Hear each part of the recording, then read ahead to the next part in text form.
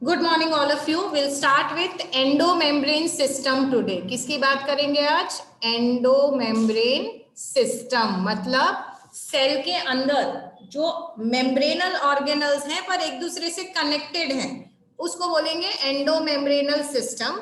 एक rough diagram बना के दिखा देती हूँ आपको। जैसे फॉर एग्जांपल ये है आपका सेल, ये है आपका सेल, ये है आपका न्यूक्लियस।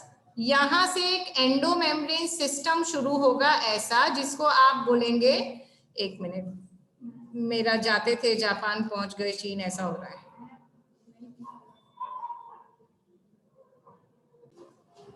सो सपोज ये है आपका सेल,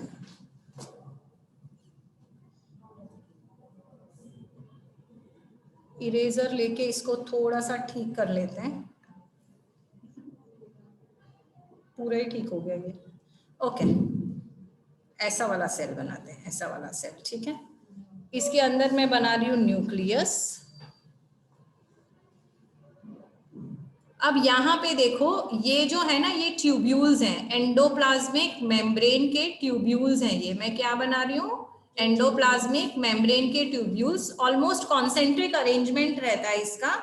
और ये ट्यूब्यूल्स न्यूक्लियर मेम्ब्रेन से शुरू करेंगे, और देखो ये एक दूसरे में कनेक्टेड है, ठीक है, and they extend up to plasma membrane. Okay, so endomembrane system में इस तरह का एक मेम्ब्रेन सिस्टम है, जिसमें एक पहला ऑर्गेनल है एंडोप्लाज्मिक रेटिक्यूलम। किसका बना हुआ है? Irregular network of channels. ये जो मैंने बनाई, ये चैनल्स बनाई। These channels are bounded by membrane। मतलब ये कैसे ऑर्गेनल्स हैं? मेम्ब्रेन बाउंड ऑर्गेनल्स हैं। फिर से बताओ मुझे, कौन से दो ऑर्गेनल्स हैं जो मेम्ब्रेन बाउंड नहीं थे?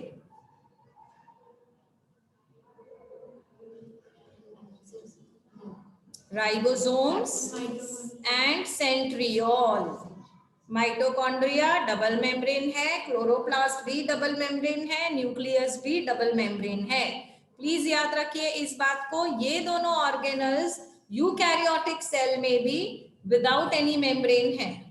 ओके, अब ये जो मेम्ब्रेन बाउंड सिस्टम है which are interconnected with each other, इसको आप कंपाउंड माइक्रोस्कोप में नहीं देख पाएंगे। क्या चाहिए होगा इसको देखने के लिए? इलेक्ट्रॉन माइक्रोस्कोप चाहिए होगा। क्या करता है ये endoplasmic reticulum? Endoplasmic reticulum divides the intracellular space. Intracellular space मतलब ये जो सेल के अंदर की स्पेस है, उसको वो दो कंपार्टमेंट्स में डिवाइड कर देता है। कौन से? ल्यूमिनल और एक्स्ट्रा ल्यूमिनल। ल्यूमिनल मतलब जो ईआर के अंदर है, एक्स्ट्रा ल्यूमिनल मतलब जो ईआर के बाहर है। तो अगर मुझे इसको ड्रॉ करके दिखाना है आपको, तो मैं इसको कैसे ड्रॉ करके दिखाऊंगी? सपोज ये again I am making a cell, this is nucleus. अब यहाँ पे मैं एंडोप्लाज्मिक रेटिक्यूलम के ट्यूब्यूल्स बना रही हूँ जो कि मेम्ब्रेन बाउंड है, ठीक है। अब मैं उसको फिल करूंगी, तो जो मैं फिल कर रही हूँ ना, वो ल्यूमिनल कंपार्टमेंट है। तो ल्यूमिनल कंपार्टमेंट को मैं आपको फिल करके दिखा रही हूँ पिंक कलर से। तो ये जो है ल्यूमन के अंदर, ये क्या है? ये ल्यूमिनल कंपार्टमेंट है जो एंडोप्लाज्मिक रेटिक्यूलम की ट्यूब्यूल के अंदर है। और जो भी आपको व्हाइट स्पेस दिख रही है, या तो चलो मैं उसको येलो कर देती हूँ, ये कौन सा कंपार्टमेंट है? आप बताएं कौन सा कंपार्टमेंट है? Extra luminal compartment. क्लियर है सबको? ओके, नेक्स्ट स्लाइड पे जाएंगे। दो तरह के एंडोप्लाज्मिक रेटिक्यूलम होते हैं। कौन से? If ribosomes are attached to the surface, तो उनको बोलेंगे रफ एंडोप्लाज्मिक रेटिक्यूलम, जिसका शॉर्ट फॉर्म है RER। अगर राइबोसोम प्रेजेंट नहीं है तो उसको बोलेंगे स्मूथ एंडोप्लाज्मिक रेटिक्यूलम। तो कौन से दो तरह के हैं? RER and SER। ओके, तो 2 हमने कंपार्टमेंट्स पढ़े, ल्यूमिनल और एक्स्ट्रा ल्यूमिनल, और 2 हमने पढ़ लिए टाइप्स।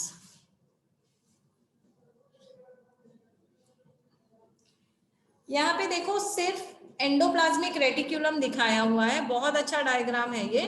तो यहाँ से ये जो शुरू हो रहा है ना, यहाँ से देखो ये पूरा बहुत अच्छे से ट्यूब्यूल्स जैसा दिख रहा है, ठीक है। So it's a system of tubules जिसको आप बोलेंगे एंडोप्लाज्मिक रेटिक्यूलम। यहाँ पे देखो ये राइबोसोम्स दिख रहे हैं, तो क्योंकि राइबोसोम्स दिख रहे हैं ये कैसा है, रफ। और यहाँ पे देखो कोई राइबोसोम्स नहीं दिख रहे, तो ये कैसा है, स्मूथ। इसके अंदर की जो स्पेस है ल्यूमिनल साइटोप्लाज्म, उसको क्या बोलेंगे, सिस्टर्नल स्पेस, क्योंकि ये जो ट्यूब्यूल्स हैं ये सिस्टरने हैं। दिस इज 1 सिस्टरने, 2 सिस्टरने, 3rd 4th, समझ में आया। तो उसके अंदर की जो स्पेस है उसको क्या बोलेंगे, सिस्टर्नल स्पेस बोलेंगे। ये डायग्राम आप लोग बना सकते हैं, this is a very good diagram. 3 dimensional ना भी बनाए तो चलेगा, बस ऐसे न्यूक्लियस बनाना, फिर उसमें से इस तरह से एंडोप्लाज्मिक रेटिक्यूलम के ट्यूब्यूल्स बना लेना। I am not very much comfortable with this pen, या I am getting used to it now, my orientation is not proper actually. और फिर जहां पे राइबोसोम रखोगे उसको RER लेबल कर देना, जहां नहीं रखोगे उसको SER लेबल कर देना। Please make this diagram in your notebook and label it as well. Same thing है यहाँ पे, देखो अब यहाँ पे क्या है, आपको लेबलिंग करनी है, ठीक है। चलो कोशिश करेंगे क्या लेबलिंग करने की। क्या है यहाँ पे मुझे बताओ, ये 1 क्या है, न्यूक्लियस का मेम्ब्रेन है, न्यूक्लियर डबल मेम्ब्रेन है, ठीक है। वो 1 क्या दिखा रहा है, न्यूक्लियर डबल मेम्ब्रेन दिखा रहा है। ये जो है ये न्यूक्लियर पोर्स है। फिर यहाँ पे ये जो ट्यूब्यूल्स हैं ये क्या है, एंडोप्लाज्मिक रेटिक्यूलम है। इसको आप रफ बोल सकते हो, स्मूथ तो यहाँ पे दिख ही नहीं रहा है क्योंकि सब जगह राइबोसोम्स प्रेजेंट हैं। Okay, let us see what is there. Same thing देखो, अब यहाँ पे ये दिखाया है कि उसका फंक्शन क्या है, उसको हम बाद में डिटेल में पढ़ेंगे। This is just trying to show the function of endoplasmic reticulum. RER जो है, रफ एंडोप्लाज्मिक रेटिक्यूलम, उसके अंदर क्या है, उसके अंदर राइबोसोम्स है।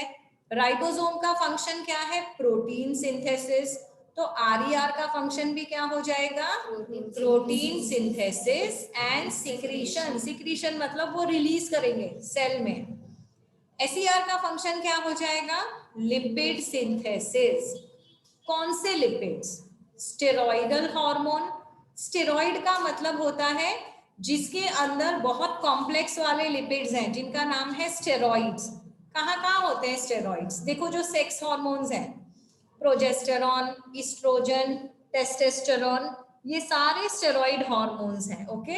और इनके सिंथेसिस के लिए SER is involve. It also helps in intracellular transport of substance. देखो पूरा चैनल है ना, तो अगर कुछ ट्रांसपोर्ट करना हो तो एक सिस्टरने से दूसरा सिस्टरने, दूसरे सिस्टरने से तीसरा सिस्टरने, ये चैनल के थ्रू ट्रांसपोर्ट हो सकता है। अनदर फंक्शन स्केलेटल सिस्टम है वो सेल का, जैसे आपकी पूरी बॉडी में बोन्स हैं जो एक फ्रेमवर्क बनाते हैं, वैसे ही एंडोप्लाज्मिक रेटिक्यूलम भी आपकी बॉडी का, सॉरी आपके सेल का फ्रेमवर्क बनाता है। So that is about functions of ER।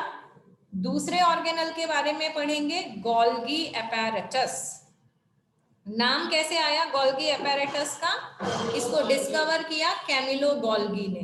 कब, 1898, मतलब बहुत पुराना डिस्कवरी नहीं है ये। मेम्ब्रेन बाउंड ऑर्गेनल है ये, पर यहाँ कैसी मेम्ब्रेन है, सिंगल। मैं फिर से बता दूं, बिना मेम्ब्रेन वाले कौन से हैं बताओ, राइबोसोम्स और सेंट्रियोल। सेंट्रियोल को भूल गए आप लोग, क्या है वो, सेंट्रियोल। डबल मेम्ब्रेन वाले कौन से, न्यूक्लियस और प्लास्टिड। सिंगल मेम्ब्रेन वाले कौन से, गोल्गी अपैरेटस और एंडोप्लाज्मिक रेटिक्यूलम। किसका बना हुआ है, ट्यूब्यूल्स, वेसिकल, सिस्टरने। सिस्टरने का मतलब तो समझ में आ गया, ट्यूब्यूल्स जैसे ही हैं जो एक के ऊपर एक अरेंज्ड हैं। अच्छा, इसकी साइज क्या है, 0.5 माइक्रोमीटर टू 1 माइक्रोमीटर, मतलब बहुत छोटे हैं। कहाँ प्रेजेंट होंगे, usually they are seen aggregated towards the nucleus, मतलब न्यूक्लियस के पास होते हैं। और प्लांट्स में इनको क्या बोलते हैं? डिक्टियोसोम्स। क्या बोलते हैं? प्लांट में देखो, एनिमल में तो आपने अभी डायग्राम तो इसका देखा ही नहीं है, पर जब देखोगे तो एनिमल सेल और प्लांट सेल के गोल्गी अपैरेटस में क्या फर्क है? एनिमल सेल में दे आर एग्रीगेटेड, इकट्ठे इकट्ठे हैं, और यहाँ पे they are unorganised and unconnected. Cisternae के बीच में इंट्रा सिस्टरने कनेक्शन नहीं है, तो प्लांट में इसको क्या बोलेंगे? डिक्टियोसोम। याद रखेंगे? यस। चलो यहाँ पे डायग्राम देखो, बहुत बढ़िया सा डायग्राम है। ये है आपका गोल्गी बॉडीज। अब इसमें ना दो फेस हैं, एक है सिस और एक है ट्रांस। तो सिस और ट्रांस क्या है? दो साइड्स हैं। ये जो सिस वाली साइड है वो कहाँ फेस कर रही है? सिस वाली साइड न्यूक्लियस को फेस कर रही है, और जो ट्रांस वाली साइड है वो प्लाज्मा मेम्ब्रेन को फेस कर रही है। अब यहाँ पे हो क्या रहा है देखो, इनकमिंग ट्रांसपोर्ट वेसिकल, कुछ कुछ है जो ये वेसिकल लेके आ रहा है, वो फिर यहाँ पे आ गया सिस्टरने में, फिर उसका प्रोसेसिंग हुआ, पैकेजिंग हुआ, और फिर वो ट्रांस फेस से बाहर आ गया। समझ में आया? जैसे कि फॉर एग्जांपल केक है, मैंने नहीं बनाया केक, किसी और ने बनाया, पर मैंने क्या किया, केक लिया, उसके ऊपर थोड़ी चेरी लगा दी, थोड़ी जेम्स लगा दी, पैकेज करके उसको मैंने देखो केक बनाया है। तो इसमें क्या हुआ? मैंने बनाया नहीं है, मैंने उसका सिर्फ मॉडिफिकेशन किया है, प्रोसेसिंग किया है, पैकेजिंग किया है। उसी तरह से प्रोटीन्स जो हैं वो बनेंगे कहाँ? बनेंगे राइबोसोम्स में, पर उसके जो पोस्ट ट्रांसलेशनल मॉडिफिकेशंस हैं, मैं लिख देती हूं यहाँ पे, पोस्ट ट्रांसलेशनल मॉडिफिकेशन, वो होगा गोल्गी बॉडीज में। फिर से याद कर लेते हैं, ट्रांसलेशन क्या था? जब डीएनए में से आरएनए बनता है तो इसको बोलते हैं ट्रांसक्रिप्शन, और ये आरएनए में से प्रोटीन बनता है, उसको बोलते हैं ट्रांसलेशन। तो देखो ये आपका न्यूक्लियस है, न्यूक्लियस में से आरएनए बना, आरएनए में से प्रोटीन बना, अब ये प्रोटीन गया गोल्गी बॉडी में। सपोज वो जो बना वो अमाइनो एसिड का चेन था, हमने पढ़ा है ना बायोमोलिक्यूल्स के बारे में, तो this was a polypeptide chain, amino acid का पॉलीमर था, पर अब उसमें कुछ कुछ मॉडिफिकेशन करना है, उसमें कुछ लिपिड लगाना है, कुछ कार्बोहाइड्रेट लगाना है, तो वो सारे मॉडिफिकेशंस कहाँ हुए? यहाँ हुए। समझ आया? इसका स्ट्रक्चर देखो कैसा है, ये है सिस्टरने, और ये साइड में कैसे है? स्वॉलन है ना? सारे सिस्टरने साइड में स्वॉलन है, और ये क्या है? ये है वेसिकल्स, क्योंकि जब प्रोटीन ट्रांसपोर्ट होता है तो वो वेसिकल्स के फॉर्म में होता है। ड्रॉ कैसे करोगे इसको? ऐसे ड्रॉ करना है इसको, कॉन्सेंट्रिक चीजें बना देना ऐसे, इस तरह से, और फिर जो साइड का पोर्शन है उसको स्वॉलन कर देना ऐसे, और फिर यहाँ पे थोड़ी वेसिकल्स बना देना, और बस लेबल कर देना, ये हो गए आपके सिस्टरने, ये हो गया आपका सिस फेस, ये हो गया आपका ट्रांस फेस, और यहाँ लिख देना वेसिकल्स। आया समझ में? बना पाएंगे डायग्राम? टेक्स्ट बुक में बनाना है, ऐसा वाला भी चलेगा। So that is about Golgi bodies. Function क्या है इसका? अभी मैंने आपको समझाया है फंक्शन, फिर से समझ लेते हैं एक बार। Helps in the synthesis of some polysaccharides from simple sugar. Simple sugar में क्या था? बस ऐसे मोनोसेकेराइड्स को ज्वाइन कर दिया था, ठीक है। अब मोनोसेकेराइड्स को ज्वाइन करके क्या बना? पॉलीसेकेराइड्स बना, तो शायद उसका सिंथेसिस यहाँ पे होगा, प्रोटीन सिंथेसिस नहीं होगा, पर पॉलीसेकेराइड्स का सिंथेसिस यहाँ पे होगा। फिर formation of glycoprotein and glycolipids. देखो प्रोटीन पहले से बना हुआ था, उसमें कार्बोहाइड्रेट जब ज्वाइन किया तो वो क्या बन गया, ग्लाइकोप्रोटीन। ये कहां से आया था प्रोटीन, राइबोसोम से आया था। उसमें कार्बोहाइड्रेट किसने लगाया, ग्लाइको गोल्गी अपैरेटस ने लगा दिया। इसी तरह से लिपिड कहां से आया था, स्मूथ एंडोप्लाज्मिक रेटिकुलम से आया था। उसमें ग्लाइको किसने लगा दिया, गोल्गी अपैरेटस ने लगा दिया। तो उसने क्या किया, मॉडिफिकेशन किया। और क्या करेगा, it is involve in transformation. Transformation मतलब किसका ट्रांसफॉर्मेशन, तो ये सारी चीजों का, लिपिड्स का, प्रोटीन का, पॉलीपेप्टाइड चेन का, उनको उसने ट्रांसफॉर्म कर दिया। दूसरा, primary lysosomes are formed from Golgi bodies by budding. Budding का मतलब समझ रहे हैं आप लोग, देखो बडिंग का मतलब है कि छोटे छोटे बर्ड फॉर्मेशन हुए। कैसे, ऐसे। Let me explain it again to you. तो ये देखो यहां पे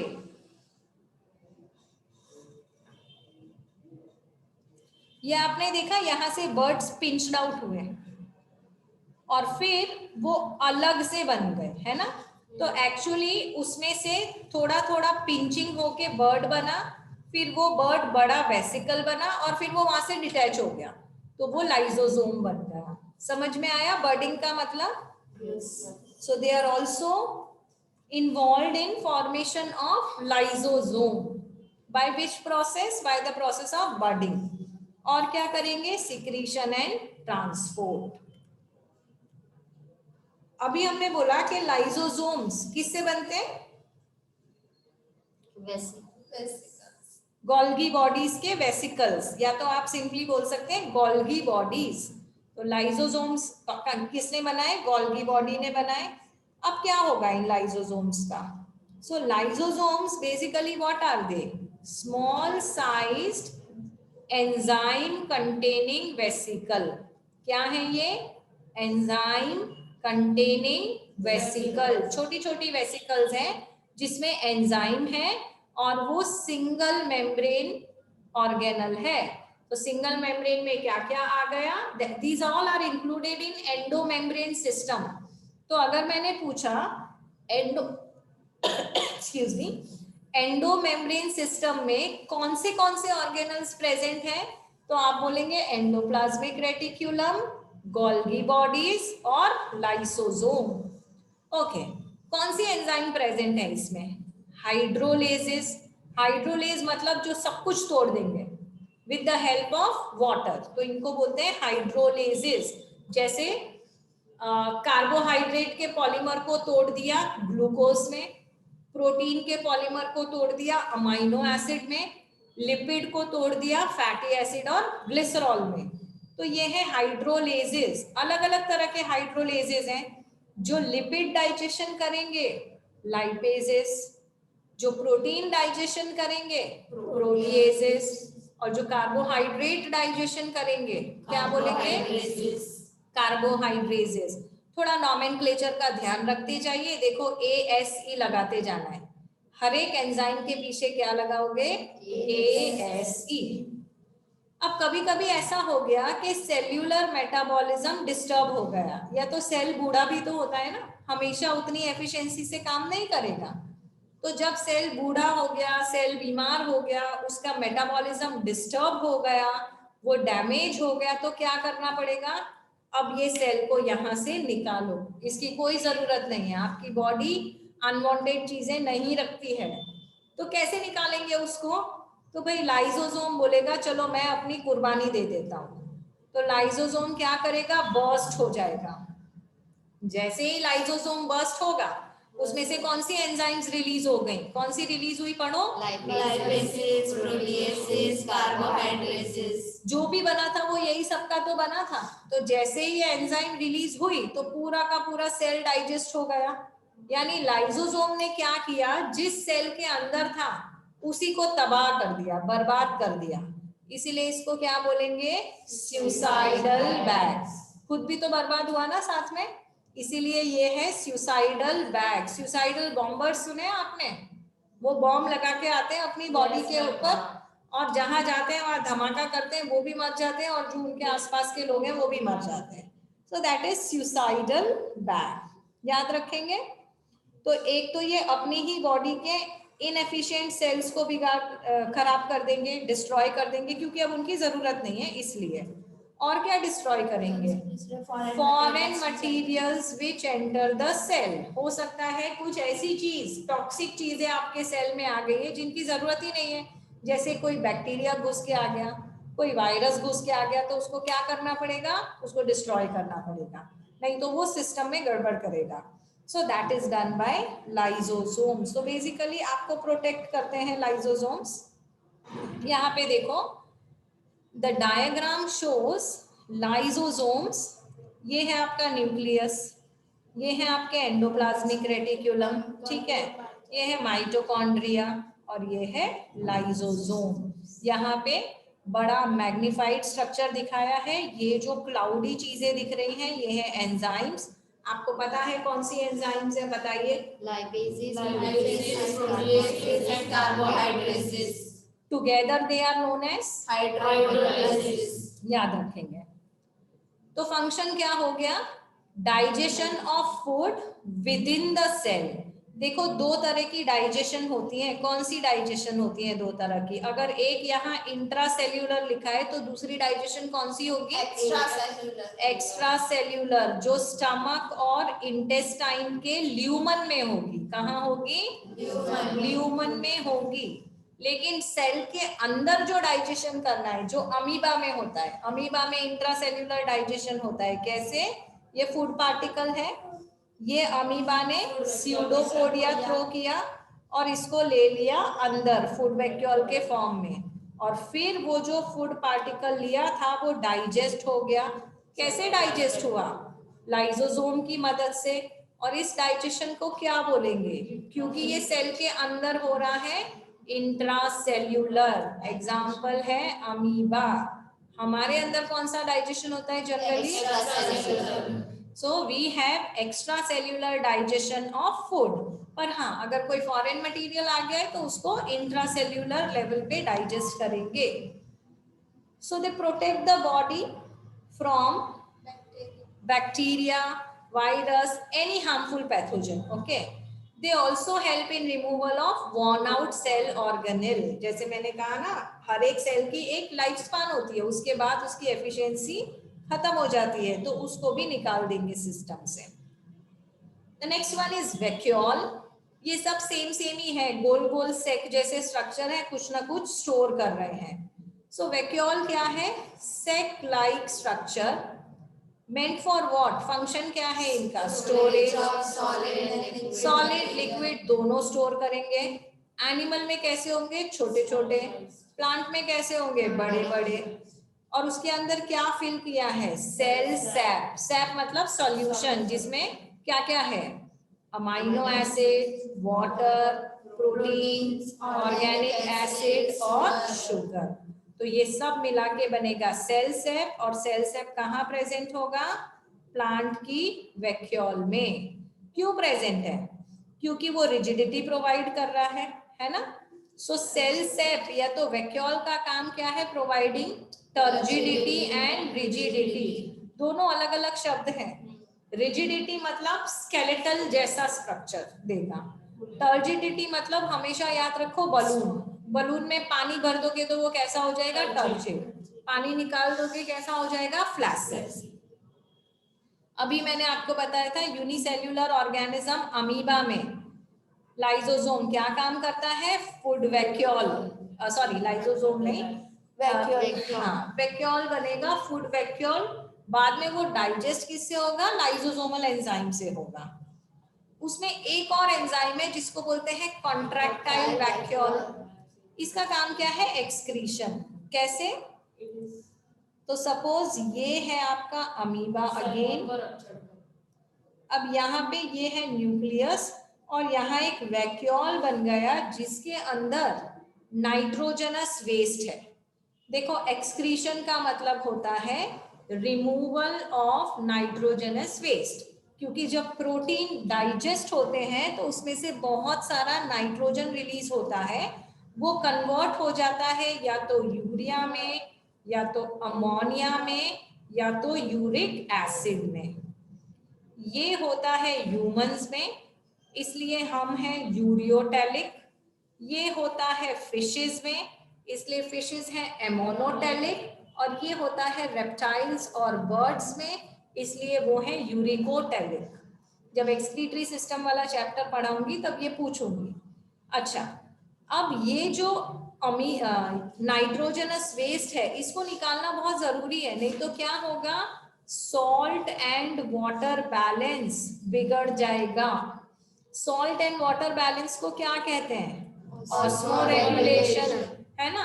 जैसे अगर मैंने आपको एक ओशियन में फेंक दिया और आपको 2 दिन तक ओशियन के अंदर ही रखा, आपको पता है क्या होगा आपका, आप सूख के छुआरे जैसे हो जाओगे, क्योंकि आपकी बॉडी का सारा पानी बाहर निकल जाएगा, क्योंकि आपका ऑस्मोटिक बैलेंस गड़बड़ हो गया। इसी तरह से इसका ऑस्मोटिक बैलेंस कौन करेगा मेंटेन, वैक्यूल करेगा, कॉन्ट्रैक्टाइल वैक्यूल। देखो कैसे, तो ये वैक्यूल में सारे जो आयंस हैं जो काम के नहीं हैं वो आ गए। अब ये माइग्रेट करता जाएगा, यहाँ से यहाँ आया, यहाँ से यहाँ आया। अब ये सेल वॉल के साथ फ्यूज हो गया, प्लाज्मा मेम्ब्रेन के साथ, और जितनी भी फालतू की चीजें थी it has released into external environment. समझ में आया how can contractile vacuole works. Food vacuole इसका उल्टा करेगा, जो पार्टिकल था उसका फूड वैक्यूल बना, अब ये अंदर अंदर अंदर आता जाएगा और फिर उसको डाइजेस्ट कर लेगा। क्लियर है, contractile vacuole and food vacuole. Function याद रखना, कॉन्ट्रैक्टाइल वैक्यूल का फंक्शन है एक्सक्रीशन एंड ऑस्मोरेगुलेशन। ये देखिए, ये एक प्लांट सेल है जिसमें देखिए वैक्यूल कितना बड़ा है, कितना बड़ा वैक्यूल, उसने पूरा का पूरा स्पेस ले लिया है सेल का, और उसकी वजह से क्लोरोप्लास्ट पुश हो गया, माइटोकॉन्ड्रिया पुश हो गया, एंडोप्लाज्मिक रेटिकुलम पुश हो गया, पूरे सेल की जगह किसने ले ली, प्लांट वैक्यूल ने ले ली। So it is that big in size in plant vacuole. Okay, next slide. अभी तक का क्लियर है जो बताया वो? Okay, mitochondria. अब देखो, एंडोमेम्ब्रेन सिस्टम के ऑर्गेनल्स पढ़ लिए हमने सारे, कौन से पढ़े, endoplasmic reticulum, Golgi bodies, lysosomes and vacuoles. अब हम पढ़ेंगे डबल मेम्ब्रेन वाले ऑर्गेनल्स जो एंडोमेम्ब्रेन सिस्टम का पार्ट नहीं है। तो उसमें से सबसे इंपॉर्टेंट है mitochondria, power house of the cell बोलते हैं इसको। अब ये क्या है, these are small bodies that occur in large number। बहुत सारे माइटोकॉन्ड्रिया होंगे सेल में। डायमीटर कितना है, 0.2 to 1 माइक्रोमीटर, एवरेज पकड़ लो 0.5 माइक्रोमीटर का। तो डायमीटर 0.5 माइक्रोमीटर और लेंथ भी 0.5 माइक्रोमीटर। 2 मेम्ब्रेन है इसमें, कौन सी, आउटर, इनर। आउटर वाले की परमिएबिलिटी इज मोर, इनर वाले की परमिएबिलिटी इज लेस। अब ये जो इनर मेम्ब्रेन है वो सीधी सीधी नहीं है, ऐसी सीधी नहीं है, ऐसी है, इट इज फोल्डेड। और ये जो फोल्ड्स हैं इनको क्या बोलते हैं, इनको बोलते हैं क्रिस्टे। अच्छा बताओ, ऐसे फोल्ड्स आपने और कहाँ देखे? नहीं, स्मॉल इंटेस्टाइन में देखे थे। The wall is folded into villi and further folded into microvilli। क्या पर्पस हो सकता है ये फोल्ड्स का? Increases the surface area to increase the rate of absorption। तो यहाँ पर भी सरफेस एरिया इंक्रीज करना है, क्योंकि इस एरिया पे बहुत सारे रिएक्शंस हो रहे हैं। तो जितना ज्यादा सरफेस एरिया होगा उतने ज्यादा रिएक्शंस हो पाएंगे। अब क्रिस्टे अंदर प्रेजेंट है किसमें, मैट्रिक्स में। तो जैसे ये आपका आउटर मेम्ब्रेन था, ये आपका inner membrane which is folded into cristae. तो इनर मेम्ब्रेन कहाँ प्रेजेंट है? मैट्रिक्स में। ये जो मैंने बनाया ये क्या है? ये मैट्रिक्स है। मैंने आपको पहले भी बताया था कि ये बहुत ही स्पेशल ऑर्गेनल्स हैं। क्या स्पेशल है इसमें? इसके पास अपना खुद का डीएनए भी है और राइबोसोम भी है। राइबोसोम को हम कैसे मेजर करते हैं? एस में मेजर करते हैं ना। प्रोकैरियोटिक राइबोसोम होते हैं 70S और यूकैरियोटिक राइबोसोम होते हैं 80S। तो देखो माइटोकॉन्ड्रिया यूकैरियोटिक सेल में प्रेजेंट है, पर उसका जो राइबोसोम है वो कैसा है? प्रोकैरियोटिक सेल जैसा है।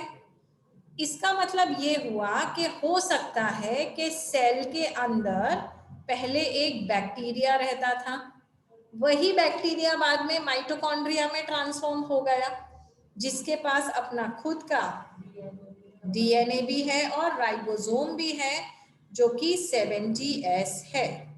क्लियर है? अब इतना ही नहीं, एक माइटोकॉन्ड्रिया अपने आप दूसरे माइटोकॉन्ड्रिया भी प्रोड्यूस कर लेगा। कैसे? By the process of fission. 10th में हमने पढ़ा था एसेक्सुअल रिप्रोडक्शन, उसके बहुत सारे तरीके थे, उसमें से एक था binary fission. Example is amoeba. Multiple fission, जिसका एग्जाम्पल था प्लास्मोडियम। तो माइटोकॉन्ड्रिया खुद डिवाइड कर सकता है by the process of fission. उसके पास क्या है? अपना, और क्या है उसकी size? 70S. Okay, so that is why it is semi autonomous in nature.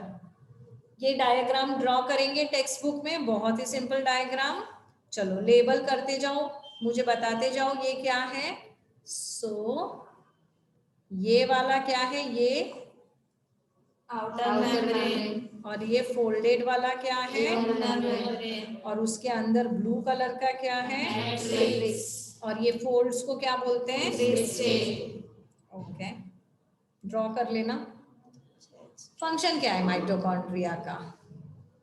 तो यही है सबसे इंपॉर्टेंट आपके सेल में। क्यों? क्योंकि जो एनर्जी है, energy currency for all the living system is ATP, adenosine triphosphate. कैसे मिलता है ये ATP? By oxidation of glucose. Oxidation of glucose कैसे होगा? उसके लिए एंजाइम्स चाहिए, और वो एंजाइम कहाँ प्रेजेंट है? माइटोकॉन्ड्रिया में। इसलिए माइटोकॉन्ड्रिया को क्या बोलेंगे? Power house of the cell. 2 marks का रिवीजन आ सकता है। Why is mitochondria called power house of cell? Clear cut reason लिखो। It has enzymes for oxidation of glucose to form ATP, which gives you energy. ठीक है? Okay, so mitochondria हो गया। अब और एक इंपॉर्टेंट ऑर्गेनल पढ़ेंगे, प्लास्टिड्स। देखो प्लास्टिड्स कहाँ से प्रेजेंट है? बायोलॉजिकल क्लासिफिकेशन याद करो, कहाँ से शुरू हो रहा था? प्रोटिस्टा, मोनेरा, फंजाई, अलगे, प्लांट्स एंड एनिमल्स। तो उसमें जो प्रोटिस्टा जैसे यूग्लिनोइड्स प्रोटिस्टा में आते हैं ना, जहाँ पे कंफ्यूजन था कि ये प्लांट है या एनिमल है। तो प्लास्टिड्स प्लांट सेल में भी होंगे और यूग्लिनोइड्स में भी होंगे। प्लास्टिड के अंदर क्या है? पिगमेंट है। कौन सा पिगमेंट है? उसके हिसाब से क्लासिफाई करोगे, क्लोरोप्लास्ट है या क्रोमोप्लास्ट है या ल्यूकोप्लास्ट है। तो कितने तरह के प्लास्टिड हैं? 3. कौन से? Chloroplast, chromoplast and leucoplast. Okay, देखते हैं क्लोरोप्लास्ट में कौन सा पिगमेंट प्रेजेंट है। कौन सा पिगमेंट प्रेजेंट है क्लोरोप्लास्ट में? याद करो, फोटोसिंथेसिस पढ़ा था तो कितने 4 पिगमेंट्स पढ़े थे? Chlorophyll A, chlorophyll B, carotenoids and xanthophylls. तो ये सारे प्रेजेंट हैं क्लोरोप्लास्ट में, और इसीलिए वो क्लोरोफिल की वजह से बेसिकली वो कैसा है? Green in colour. क्रोमोप्लास्ट में तरह तरह के कलरफुल पिगमेंट्स होंगे। कैरोटीनॉइड जो कि रेड ऑरेंज कलर के होते हैं, ज़ैंथोफिल्स और भी बहुत सारे होते हैं। ओके, आपने अगर देखा होगा प्लांट्स में पत्ते ग्रीन होते हैं, लेकिन फ्लावर अलग अलग कलर के होते हैं ना, पिंक, ब्लू, रेड, वाइट। इसी तरह से फ्रूट्स भी अलग अलग कलर के होते हैं। ग्रेप्स आती है पर्पल कलर की ग्रेप्स, तो वो सारे कलर्स कहाँ से आते हैं? क्रोमोप्लास्ट के पिगमेंट से आते हैं। क्रोमो का मतलब होता है कलर, ओके। तो येलो, ऑरेंज, रेड, हर तरह के कलर वाले क्रोमोप्लास्ट प्रेजेंट हैं, जो फ्लावर और फ्रूट को कलर प्रोवाइड करते हैं। Next is leucoplast. अब ल्यूकोप्लास्ट में कोई कलर नहीं है क्योंकि यहाँ कोई पिगमेंट ही नहीं है। अब ये अलग अलग चीजें स्टोर करेंगे। जब इसमें पिगमेंट ही नहीं है तो इसका काम क्या है? इसका काम है स्टोरेज। अगर जो वो कार्बोहाइड्रेट स्टोर कर रहा है तो उसको क्या बोलेंगे? अमाइलोप्लास्ट।